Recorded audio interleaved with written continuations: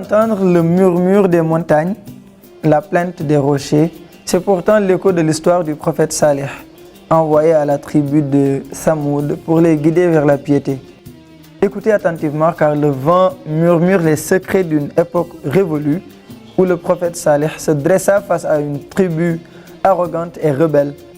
Imaginez-vous transporté dans les sables brûlants du désert où chaque grain raconte une histoire de foi, de défi et de destinée. Salih, inspiré par Dieu, apparaît devant les Samoud. Il les exhortait à l'adoration de Dieu seul, mais leur cœur était dur, leur arrogance insatiable. Ils demandèrent à Salih de leur prouver son lien avec le divin. Salih était un homme pieux et droit qui jouissait d'un statut de leader au sein de sa communauté. Mais son invitation à n'adorer que Dieu de façon exclusive fit rager de nombreuses personnes parmi son peuple. Seules quelques-unes reconnurent la sagesse de son propos, mais la plupart le rejetèrent et lui causèrent du tort, verbalement, mais aussi physiquement. Un jour, les Samoud se réunirent à leur point de rassemblement, à l'ombre d'une grosse montagne.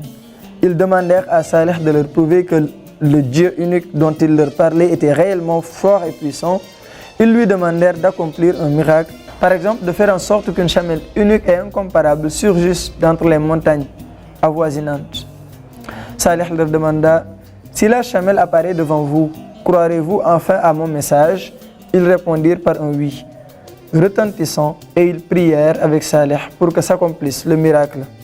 C'est alors que par la grâce de Dieu, une grosse chamelle enceinte de 10 mois surgit d'entre les rochers au pied de la montagne.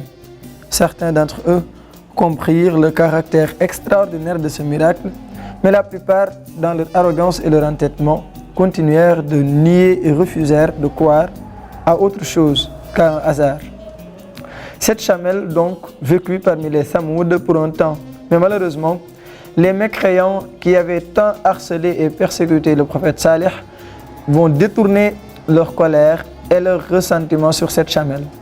Certains commenceront à se plaindre du fait qu'elle buvait trop d'eau ou encore qu'elle terrifiait leur bétail. Le prophète Salih se mit donc à craindre pour la chamelle. Il mit en garde son peuple contre un terrible tourment qui s'abattrait certainement sur eux s'il lui causait du tort.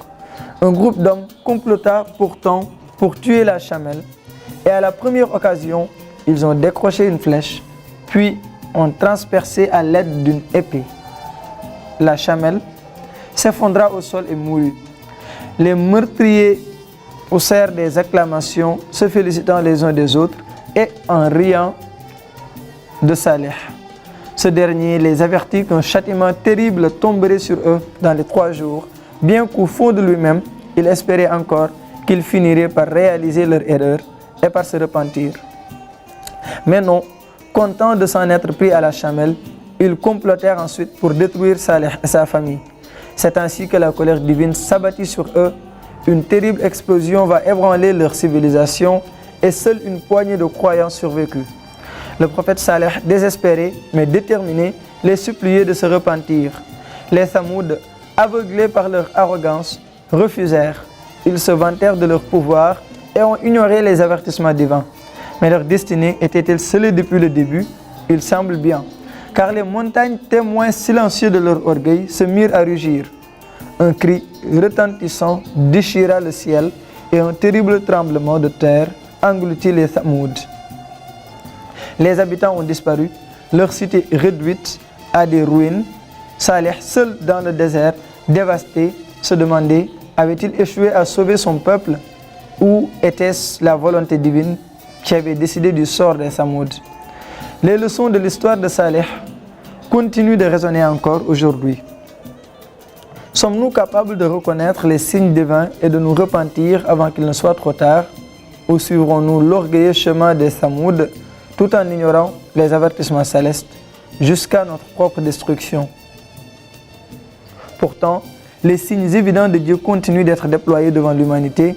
Il est le tout miséricordieux, certes, car son amour pour l'humanité est infini, mais les avertissements ne doivent jamais être pris à la légère, car son châtiment peut s'abattre avec une force inattendue et implacable.